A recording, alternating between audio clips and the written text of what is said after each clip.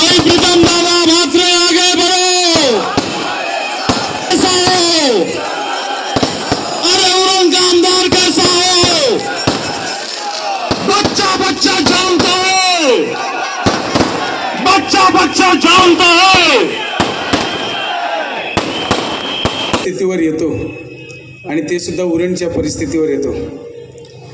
पहिला विषय आज पहिल्यांदा कागद सोबत आणलेत, कारण एवढे विषय अडकळलेले उरणचे आहेत, त्यातले महत्त्वाचे 8-9 विषय मी आणलेले आहेत। स्वच्छ भारत अभियान राबवले जाते, परंतु उरणमध्ये बाबा एकदा लाव रे व्हिडिओ, तो एकदा दाखव। यांची नगर तुम्ही बघत बघत ऐका, यांची 20 वर्ष नगरपालिकेत सत्ता, हे स्वतः गृहस्थ 5 वर्ष आमदार आणि महिलांसाठी काम करतात असं म्हणतात। तुम्ही बघा,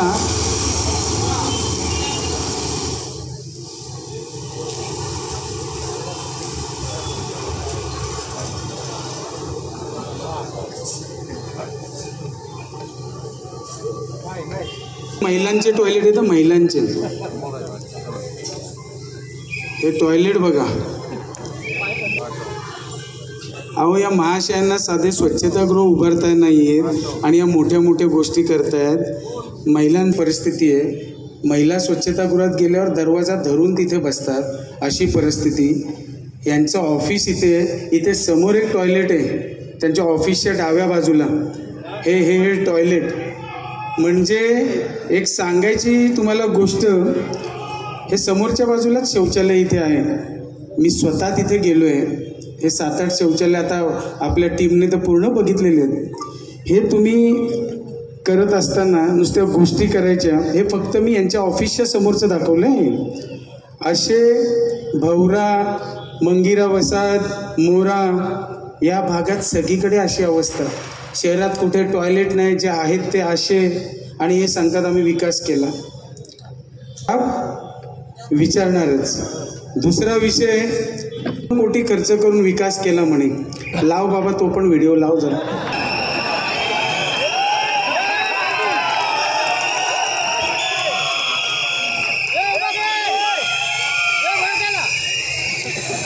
आम्ही नियोजनबद्ध रस्ते कशासाठी 56 कोटीची कामं केली। आता मला कळत नाही, हा मोठा धक्का बोलायला लागेल। पाणी पावसाळ्यात जमलं की हे महाशय आमदार फोटो काढायला पुढे असतात, पण त्यांना कळत नाही त्यांचीच इज्जत त्याच्यात जाते। तुम्ही 56 कोटी खर्च केले सांगताय आणि ही अशी अवस्था। कळलं का तुम्हाला? यातनं कळतंय ना? मी शॉर्ट जाहीरनाम्यात यांच्या गेल्या वेळेचा भाई जाहीरनामा 5 वर्षापूर्वीचा जाहीरनामा, यांच्या जाहीरनाम्यात 13 कोटीचे टाऊन हॉल मी आणले असं सांगतात। भूमिपूजन झालं, त्या टाऊन हॉलचा आजच्या पण जाहीरनाम्यात, आत्ताच्या पण भाई त्याचा जाहीरनाम्यात उल्लेख आहे, तुम्हाला सांगतो। पण स्वतःचे पॅकेज वाढवण्यासाठी 2024च्या जाहीरनाम्यात ह्याचा खर्च किती दाखवला आहे? तेव्हा 13 कोटी, आत्ता 28 कोटी रुपये। म्हणजे आता काय समजायचं हे की रेट वाढले, हे वाढले। लक्षात आलं का तुमच्या? आता तुम्ही समजून जा मला काय बोलायचं ते। लक्षात आलं का तुमच्या? हे जाहीरनामा गेल्या वेळीचा हे बघा तुम्ही, 12 कोटी, आणि आता बघा तुम्ही त्याच्यात मस्त हा गेल्या वेळेचा जाहीरनामा 2। विजेची समस्या, हे सगळं मी त्यांचं जाहीरनाम्याचं बोलतोय 2017च्या। लक्षात घ्या, हे मी माझं बोलत नाहीये, हे सगळं पुराव्यानिश्चित सगळं माझ्याकडे आहे, फोटो निश्चित सगळं आहे, हे तुमच्या पुढे मांडतोय। अंडरग्राऊंड लाईन टाकायचं। लाव बाबा ते फोटो दाखव। जो मगाशी बरेच जण बोलत होते सेफ्टी झोनचा विषय, अतिशय महत्त्वाचा विषय, सेफ्टी झोनचा विषय। 2 मिनिटं दाखव। हे गृहस्थ कुठे कुठे गेलेत बघा, पत्र घेऊन फक्त सेफ्टी झोन जाहीरनाम्यात। एकीकडे उरण नगरपालिकेवर सत्ता मिळवण्यासाठी सर्वच पक्षांमध्ये अटीतटीची लढत होते। एकीकडे 15 वर्ष सत्तेत असणारे शिवसेना भाजप आता एकमेकांविरोधात आहे, तो उरण परिवर्तन आघाडी स्थापन करून काँग्रेस, शेकाप, राष्ट्रवादी काँग्रेस आणि मनसे एकत्रित निवडणूक लढवत आहेत। सर्वच पक्ष प्रचारात रंगले असून भाजपच्या प्रचारासाठी थेट मुख्यमंत्र्यांनी जाहीर सभा घेतली। या सभेत उरणकरांनी चांगला प्रतिसाद देत हजारोंच्या संख्येनं उपस्थिती दर्शवली। यावेळी उरण नगरचा सर्वात महत्त्वाचा विषय असणारा सेफ्टी झोनच्या मुद्द्यावर बोलताना नगरपालिकाधिकाऱ्यांनी उरणकरांना हा परिसर सेफ्टी झोन मुक्त करण्याचं आश्वासन दिलं. मनोहर पर्रिकरांनी 1 महिन्यामध्ये त्या संदर्भातला आदेश काढला आणि मुंबईतली समस्या आता सुटली आहे. जे मुंबईतली सोडवू शकतात ते उरणची का सोडवू शकत नाही? त्याचं काळजी करण्याचं कारण नाही आहे. हे आपल्याला निश्चित या ठिकाणी वचन देतो की या नगरपालिकेच्या निवडणुकीनंतर तात्काळ तुमच्या सगळ्यांच्या नेतृत्वात एक शिष्टमंडळ मी स्वतः मनोहरभाईंकडे घेऊन जाईल. मनोहरभाईंनी याचा सगळा अभ्यास केलेलाच आहे. त्या संदर्भात त्यांनी सांगितलेलाच आहे की ते बसून या संदर्भातला जो काही निर्णय आहे तो निर्णय आपण निश्चितपणे करून घेऊ. तेव्हाचे मुख्यमंत्री महोदयांना पण हे खोटं सांगतायत. म्हणजे फक्त मतं मिळवण्यासाठी हे सगळं राजकारण, हे तुम्ही समजून घ्या. पिरवाडी येथील आपला समुद्र किनारा किती छान आहे. 14 कोटी ONGC कडून मंजूर झाले म्हणून हे गृहस्थ सांगतायत. 14 कोटी त्यावेळी 7 वर्षापूर्वी ते काय शोधायला गेलेत का काय आता मला माहित नाही. अजूनपर्यंत कसली अवस्था, ही अवस्था पिरवाडी एवढा छान हे कचरा बघा. आधुनिक बंदर करंजा बनवणार असं त्यांनी सांगितलं. त्याच्यात आधुनिक बांधकाम, जेटी, दिशास्तंभ, इलेक्ट्रॉनिक यंत्रणा, मत्स्य उद्योगासाठी वाहतूक, स्टोरेज व्यवस्था, एक परिपूर्ण बंदर असे सांगितले. तिथे काय परिस्थिती आहे तुम्ही बघा. तो बेरोजगारीचा. आणि हा मुद्दा मी घेतलाय, हे आमचे सगळे नेते बसलेत, ही सगळी काम करणारी नेते मंडळी आहे. यांचा 7 वर्षापूर्वी त्यांच्या अजेंडामध्ये विषय त्यांना छापून आला. हे मी सांगत नाहीये. काय सांगितलंय? प्रकल्पग्रस्त व स्थानिक बेरोजगारांना रोजगाराचे महाद्वार उघडणार अशी त्यांची हेडलाईन आहे. सर्वांना मिळणार काम, कोणतेही राहणार नाही, कोणी राहणार नाही बेकार, ही घोषणा घेऊन तुम्ही लोकांच्यात गेलात. 1.25 लाख नोकऱ्या उपलब्ध होणार असं त्यांनी तेव्हा सांगितलंय. 1.25 लाख महिला तिथून निघाल्या पोलीस स्टेशनवरनं, त्यांच्या ऑफिस खाली गरडा घातला. तर म्हणे राजकीय स्टंट आहे. आता महिलांना राजकीय स्टंट कधी लागतो का? एवढा मोठा विषय झालाय, त्या विषयाची त्यांना चिंता नाही. आणि आता मध्ये आता चिटफंड घोटाळा सगळ्यांना माहिती असेल. माहिती आहे का? कोण आहे तो? हा, बरोबर ना? मग आता त्याचा काय विषय? लावू का तो पण व्हिडिओ? जरा लाव बाबा तो पण.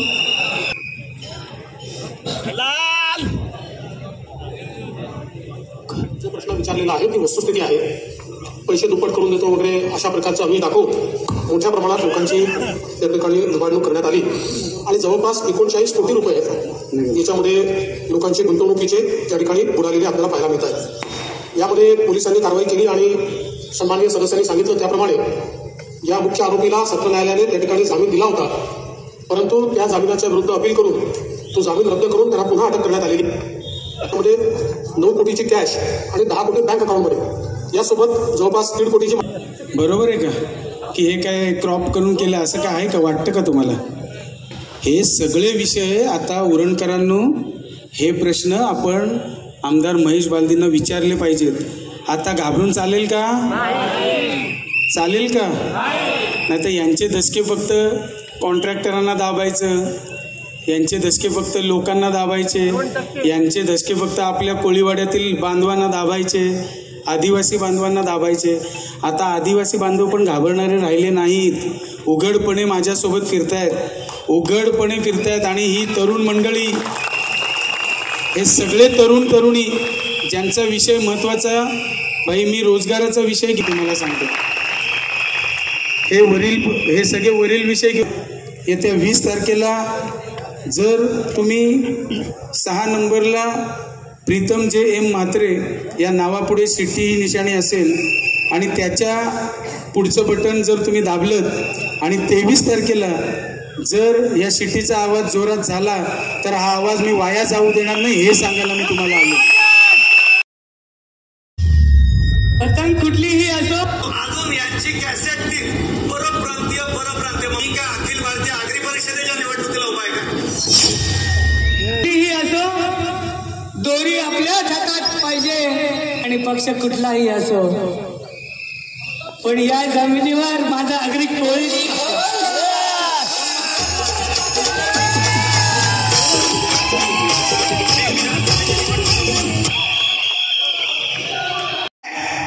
हे गावात आले तर गावात अडवा त्यांना, मत मागायला आले अडवा. बीजेपीला मत मागण्याचा उरण मध्ये अधिकार नाहीये. कारण काय, हे आपल्याला चेष्टा आणि मूर्ख समजतात, आपली चेष्टा करतात. या ठिकाणी आले तर तेवढं तर काम करू शकता तुम्ही. आपल्या शेका पक्षाचे आणि जे आपल्या आघाडीचे उमेदवार असतील, पक्ष असतील, त्याने एकत्र आले.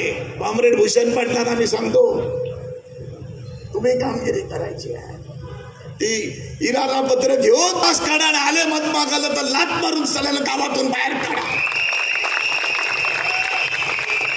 आणि आग्र्याला हिटवतात तर आग्र्यांचा हिसका काय ते पण आपल्याला दाखवायला लागेल.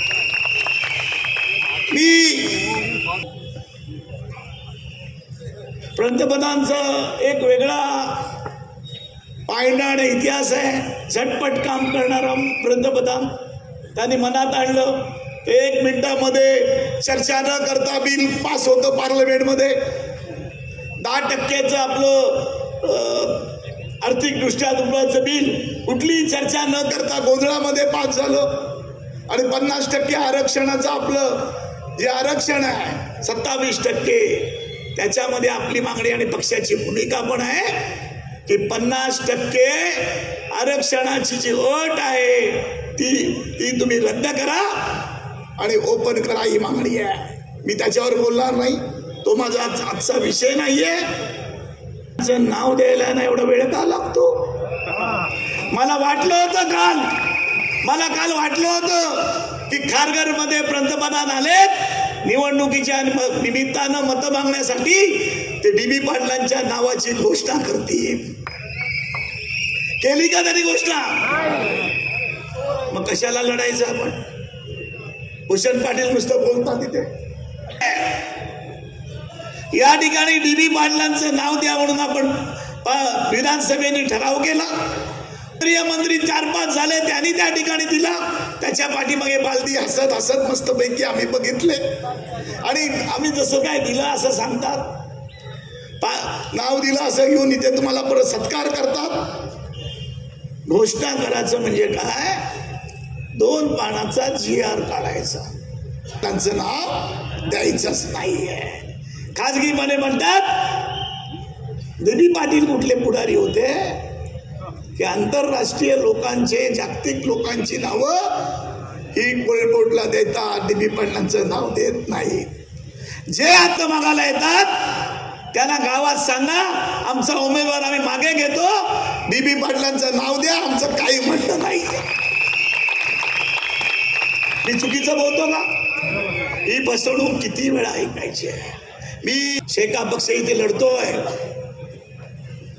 मला वाटतं ज्या पद्धतीची हिंमत, ज्या पद्धतीची तयारी प्रीतम म्हात्रेंनी केली, मला वाटतं या जिल्ह्यामध्ये सर्वाधिक मताने निवडून येणारा आमदार हा प्रीतम म्हात्रे असेल. गेल्या खेपेला आपल्याला 64,000 मतं पडली. बरोबर आहे ना? आता डबल नाही टिबल प्रसाद देतो आम्ही, तर मतं किती होणार आहे? मी प्रसाद बोलतोय, बाकी काही नाही. शिरा मस्तपैकी तयार करणार, अलिबागूनच मी पाठवतो. मग तुम्हाला काय प्रॉब्लेम आहे काय? 10,000 मतं तुम्ही वाढू शकत नाही?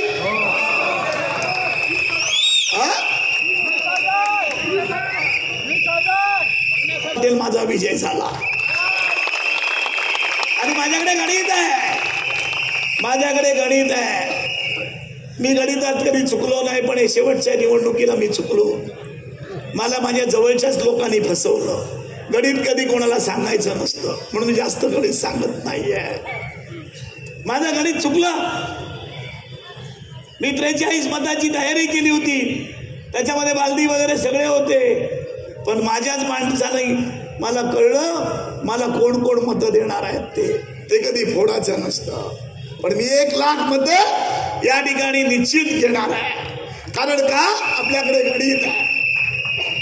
प्रीतम म्हटल्याचं काम आहे, प्लॅनिंग आहे. विशाल पहिले जाणारे GM म्हात्रे आणि प्रीतम म्हात्रे होते आणि त्या ठिकाणी पहिल्यापासून सर्व मदत मी बाहेर होतो. मला पवार पंचायत समितीचा आपला सदस्य त्यांनी फोन लावला, स्टाफ आणि घेऊन आणि साहित्य घेऊन तिथे होते. तर त्या पद्धतीने कधी यांनी बघितलं का?